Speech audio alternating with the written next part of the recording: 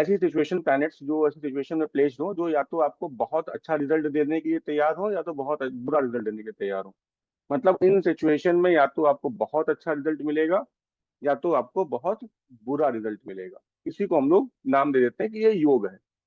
जैसे नाम सुना होगा विपरीत राजयोग, दरिद्र योग, ठीक है, सरस्वती योग, कुलदीपक योग, ये सब योग हैं। पाप कर्तरी योग, शुभ कर्तरी योग, इन योगों के नाम हैं। इन योगों के नाम पे ना जाते हुए हमको पहले कॉन्सेप्ट समझना है कि योग कैसे काम करते हैं।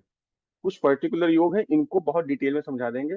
बाकी योगों का जो कॉन्सेप्ट होता है कि योग कैसे हम लोग बनाते हैं और देखते हैं, या कैसे बनता है या कैसे दिखता है। तो सबसे पहली जो थ्योरी है, केंद्र और त्रिकोण। केंद्र क्या होते हैं?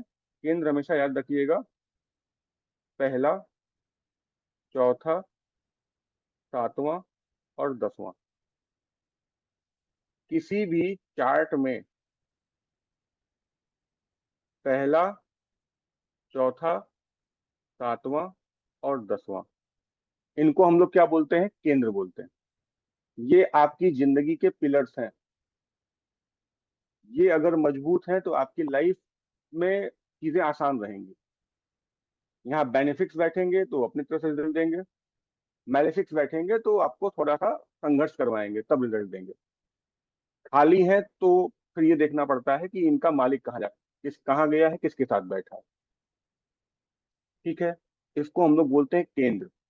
केंद्र आपके पिलर्स हैं, पिलर्स ऑफ लाइफ है। आपकी लाइफ में क्या चीज कैसी आपको मिलनी है, वाइफ कैसे मिलना है, काम क्या रहेगा, घर का एटमॉस्फियर क्या रहेगा, और आप कैसे हो।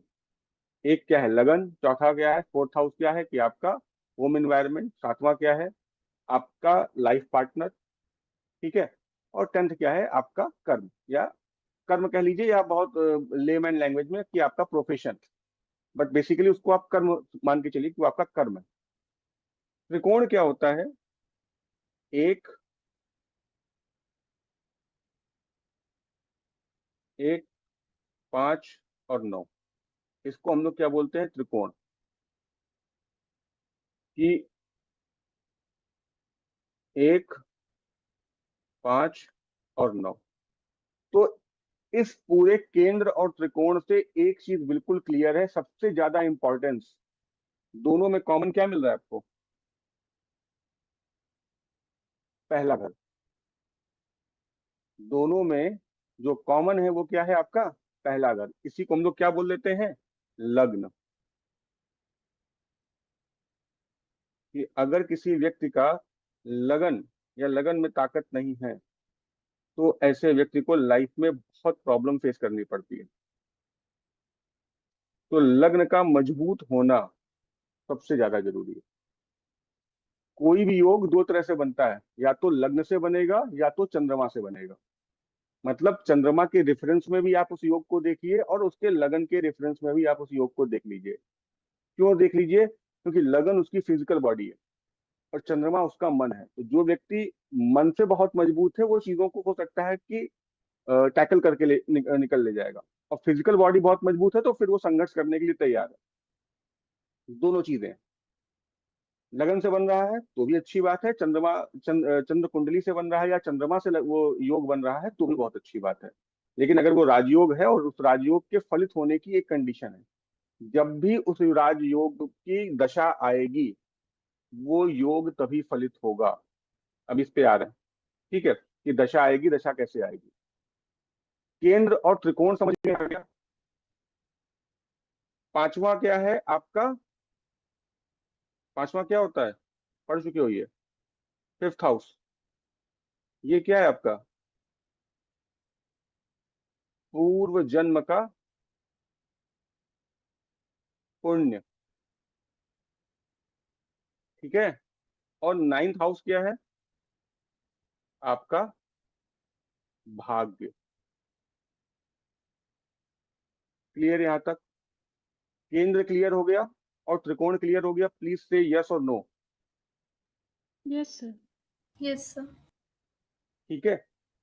तो केंद्र और त्रिकोण, तो पहला राजयोग याद रखना, जब भी कभी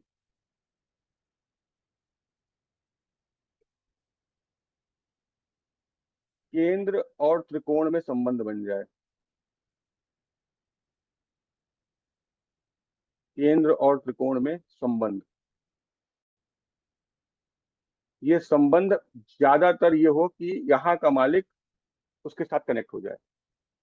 सपोज करो लगन लॉर्ड, लग्न जा करके फिफ्थ हाउस में बैठ गया।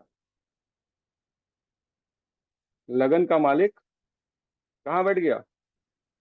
फिफ्थ हाउस में बैठ गया। ये अपने आप में एक राजयोग हो गया। यही चीज उल्टा कर सकते हो कि फिफ्थ हाउस का लॉर्ड अगर लगन में आ जाए,